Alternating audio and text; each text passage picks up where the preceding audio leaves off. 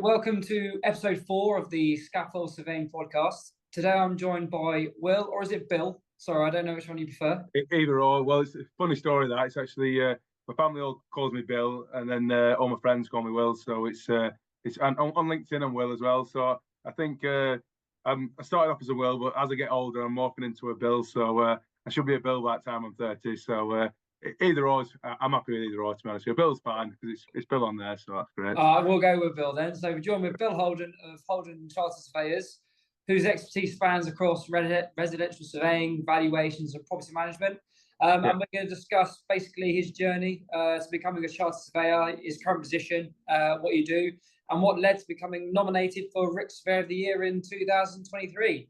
So, Bill, could you introduce yourself other than what I said there? And did you want to walk us through your journey to becoming a chartered surveyor? What inspired you, and what are some of the milestones along the way? So take it back to the start. I think my roots in surveying started from my dad, Michael Holden. He's obviously been a chartered surveyor for over 30 years now. He originally set up Michael Holden Chartered Surveyors, which was what we were known as, and then we we rebranded and moved to Holden Chartered Surveyors. I started surveying probably from a young age. I used to go out with my dad on Saturdays because he was actually a university lecturer as well as a surveyor. He was like part-time really. So because we were a big family, 1 of 6, so he was always constantly working, and if he weren't lecturing, he was working doing surveys. That's typical mortgage valuations, building surveys, level 2s, that kind of thing. I started going out on Saturdays with my dad when I was younger. And then obviously I went through college and then went into University of Manchester following that, where I did, originally I wanted to be a town planner. So it was an integrated master's degree. It was town and country planning with real estate, which real estate being the mastered element of it. And through my degree, my dad set up Michael Holden Chartered Surveyors. So then I come as like a part-time employee, effectively, just a graduate role, really. I worked doing that on my days off when I went in university. Passed university, did my masters, and then went on to structured training, really. And within structured training, I did 2 years, and then got associate RICS for one of the years, and then was chartered the year after, and that was down the residential pathway. But prior to that, obviously, before coming chartered, I got all the qualifications, which is like the property management version, and then took it from there, really.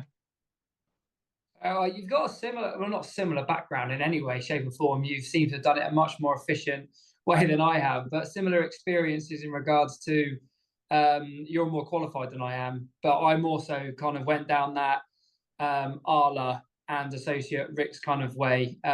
However, I didn't have a family remotely interested in surveying, so it's very much of my own passion.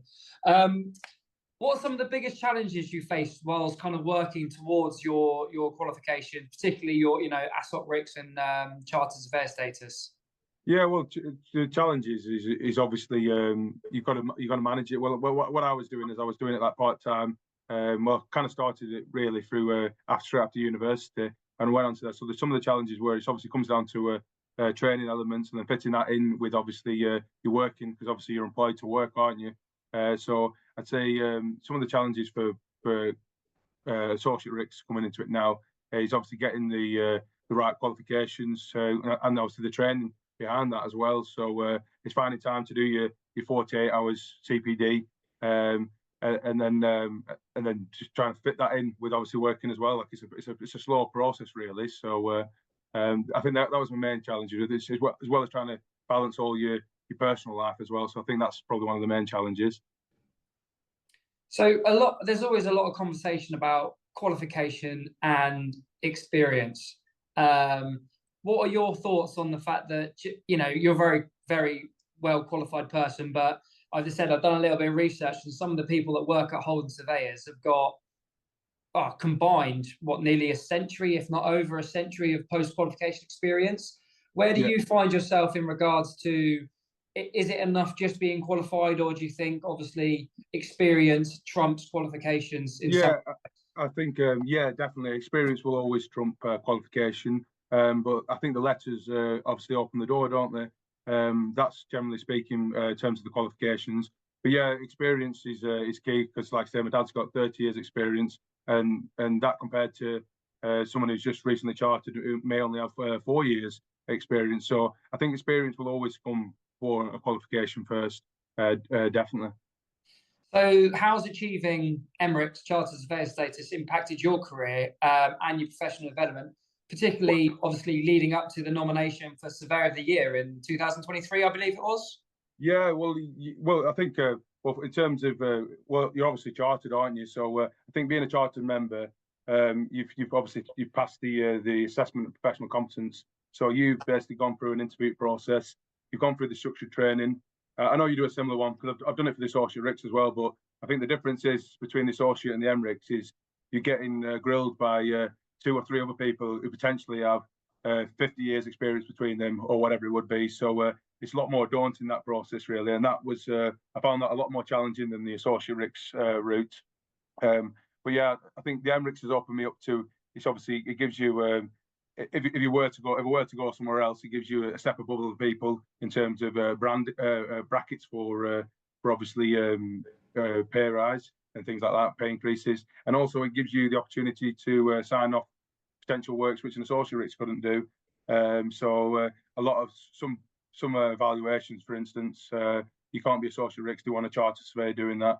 And I'd also say recently, I've started doing a lot more like spray foam defect reports for roofing, and a lot of the inquiries we're getting through now, they don't want an associate RICS surveyor doing it. It has to be a chartered surveyor doing it. So I don't know whether the market's tightening slightly, and making sure that people are obviously chartered going out and doing these types of instructions. So I think it opens you up to more work, and it makes you more employable being a chartered surveyor.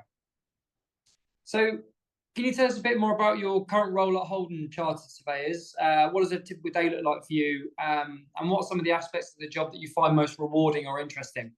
Yeah, so my role is I'm obviously a director and a shareholder of Holden's Chartered Surveyors. So to give you a bit of background on the practice, obviously my dad set up on his own 10 years ago. It's actually our 10-year anniversary on Friday.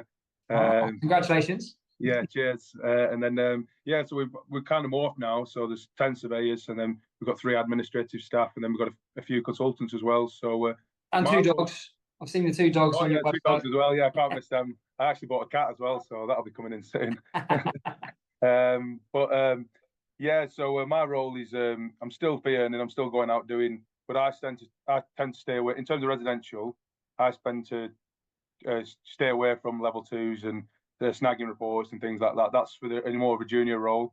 I tend to do more of the prime residential jobs we get, the bigger fee stuff, if I'm doing that. But then my week consists of doing business development management, networking, trying to win more and secure more instructions. I've also dipped my toe into more commercial jobs this year as well. So I'm trying to expand my knowledge away from residential and push more towards doing commercial jobs, whether that's schedule conditions, dilapidations, bit of project management, and then more commercial valuations as well. So I'm trying to change my learning and my pathway slightly, just because I've had the experience in the residential now. I'll still keep my foot on it, but I think we've got a big enough team now to delegate the level 2, shall we say, and the snagging reports and things like that. So my role is just it's my day-to-day is, it can be managing, auditing, going out getting works, or it could be doing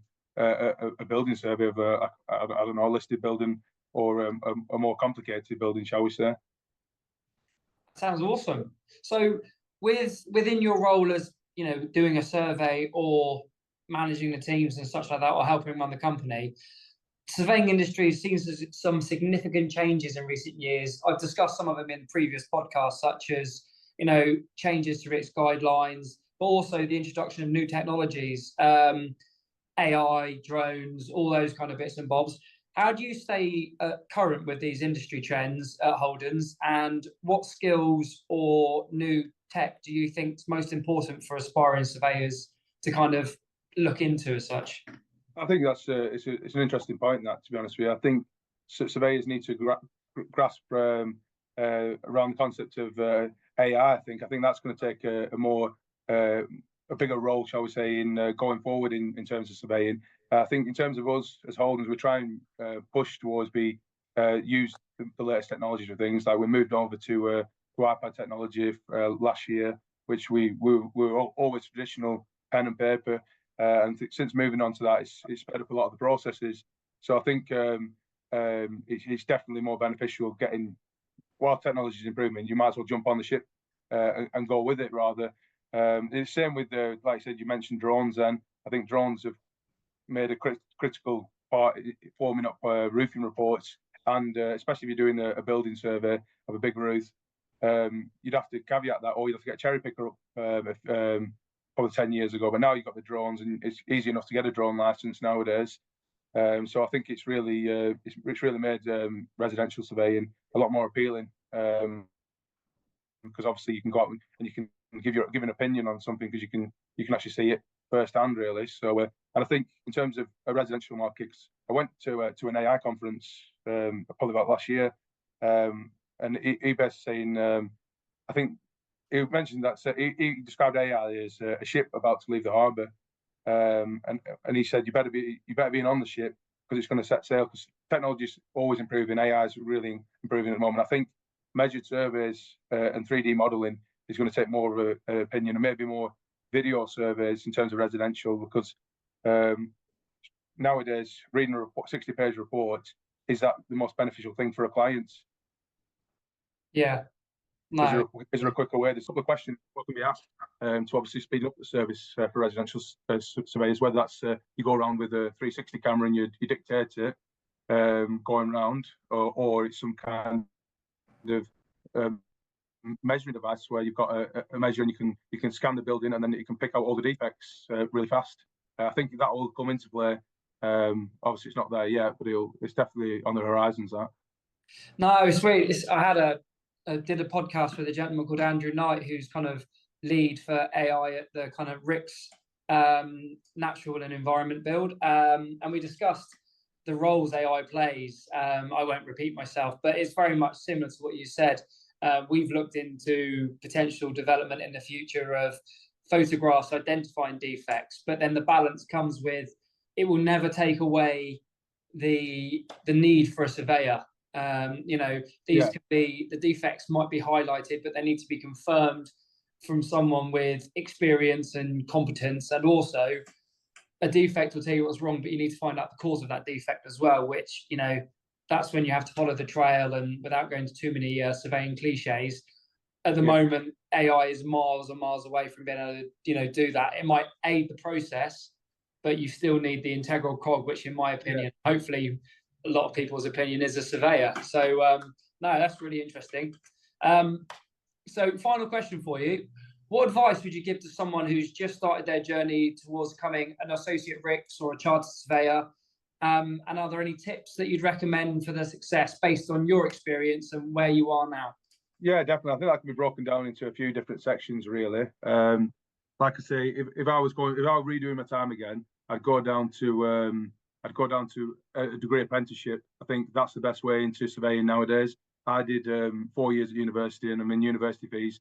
And I think looking from a university graduates, what they're coming out to compared to a Surve graduate, the level is way off, if you think. And they've gone to university and done a degree effectively. And I think in terms of residential, the Surve one's obviously a lot more related to that. But I'd say if someone's 16, 17, or even a bit older, I'd say go down the degree apprenticeship route, because I do a lot of placements for local colleges, and we get a lot of bright students in there who are 16, 17. You can get them on the degree apprenticeship, and then they can be chartered by the time they're 22, which it fast forwarded my career by 4 years effectively. So if I had any advice for someone who was young, I'd say do the degree apprenticeship route and get into that way, really, because you're learning on the job as well. I think there's a real lack of that, to be honest with you, because I think you look on LinkedIn or you look at job adverts, and firms are wanting experience plus a qualification. Like I said before, experience is critical,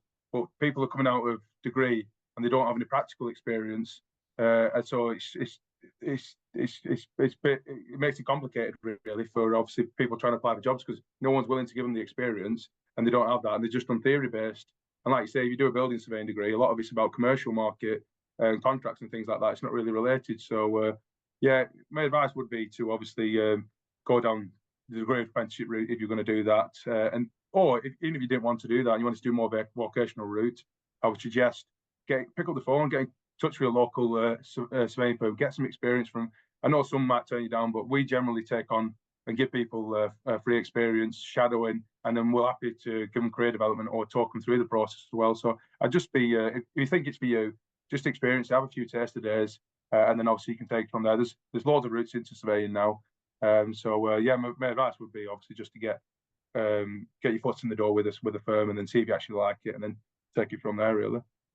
No, that's also, it's one of those things where being a surveyor, it's not necessarily something you see when you go to like a college career fair, and you know there's a bit of a gap at the moment between the surveyors that have got the experience that are looking at that kind of retirement, and is there loads of new ones coming through, because you don't necessarily, it's not seen as a cool job. However, I think there's a shift in it, and more and more people are coming around to the fact that actually it is quite a rewarding and interesting job to have.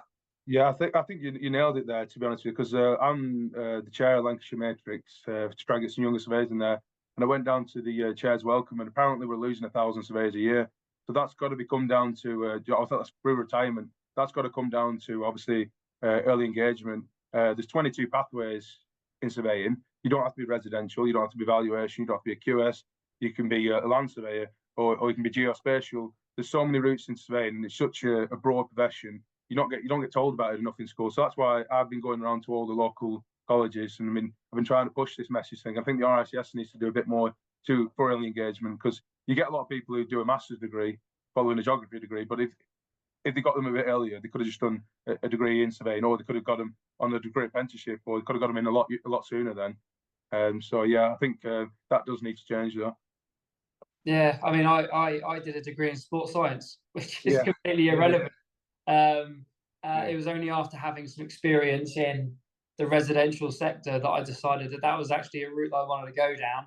And the further down the rabbit hole I went, the more and more I found myself wanting to, become a surveyor. So I think all the points you made throughout the podcast are really good, and there's some amazing bits of advice in there. So I really appreciate your time. Thank you very much. And yeah, hopefully some people will listen to this, whether they're on the Surve pathway or learning to be, learning to go through that kind of sort of RICS to RICS, and they listen to some of the points you've made and get something from it, and it only benefits them. So thank you very much for your time. It's much appreciated.